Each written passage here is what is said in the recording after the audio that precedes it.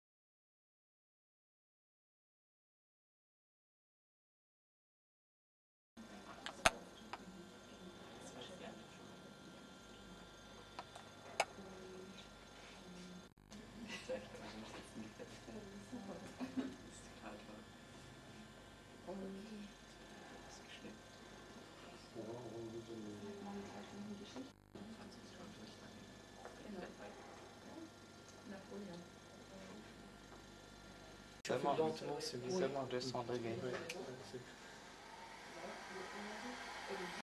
Irgendeine Art von Heckspirale, die man so drauflegen könnte, sodass man es wirklich von der Seite. Also da gibt es einmal die Herdplatten eigentlich. Bitte? Da gibt es so Herdplatten. Donc voici notre projet de rover spatial rudimentaire.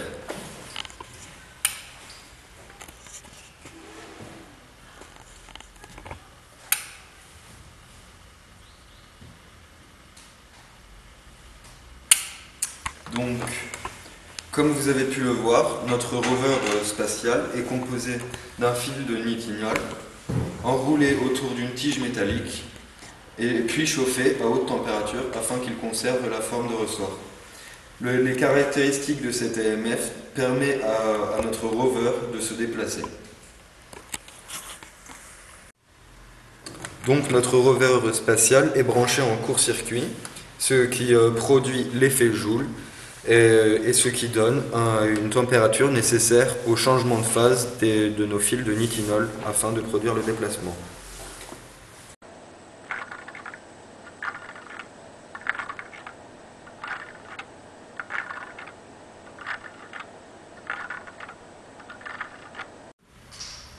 Donc voici le projet que nous avons voulu faire, mais qui n'a pas été encore abouti. Il est un peu plus avancé avec une plaque à trous contenant une carte à puce Arduino, programmée avec le langage Arduino qui est un langage informatique. Nous avons aussi mis un transistor pour augmenter l'intensité nécessaire au changement de phase des fils. Et pour sécuriser notre montage, nous avons mis des résistances. Le montage de notre projet reprend la même que notre projet intermédiaire. Pour comprendre la motorisation de notre rover à l'aide des ingénieurs de forme, il faut introduire la notion de transformation martensitique. C'est une transformation de type displacive. Elle est caractérisée par le passage de l'austénite, une phase à haute température aux environs de 62 degrés, à la martensite, une phase à basse température aux environs de 20 degrés. Et tout cela sans diffusion d'atomes ou de molécules, ce qui fait qu'il n'y a pas de modification de la composition.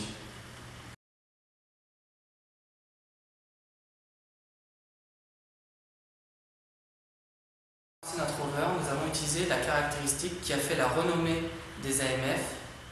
C'est bien sûr l'effet mémoire simple sens.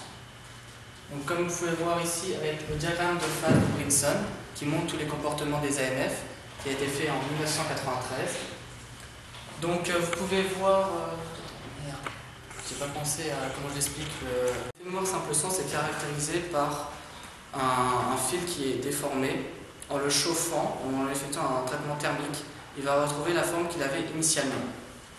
Donc vous pouvez voir sur le diagramme le point A qui est un fil donc, en phase austénique, donc à haute température. On le refroidit en faisant la transformation martensitique.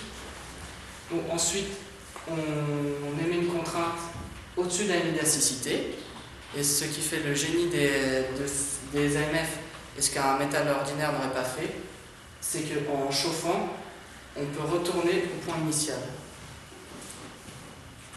Nous avons expliqué précédemment que l'effet mémoire simple sens de mémoire de forme a été utilisé dans notre projet. Il faut savoir que cette propriété est aussi utilisée dans divers domaines. Par exemple, le domaine médical. Donc, je prends un exemple, celui du stent dans le domaine vasculaire. Le stent est en fait un contrefort qui est placé pour éviter une embolie, c'est-à-dire que l'artère, le vaisseau sanguin dans lequel le stent est placé se bouche. Donc, lors de l'opération, le chirurgien a mis le stent en phase martensite, c'est-à-dire à phase de température ambiante. Et ensuite, le stent est placé sur un cathéter avant l'opération.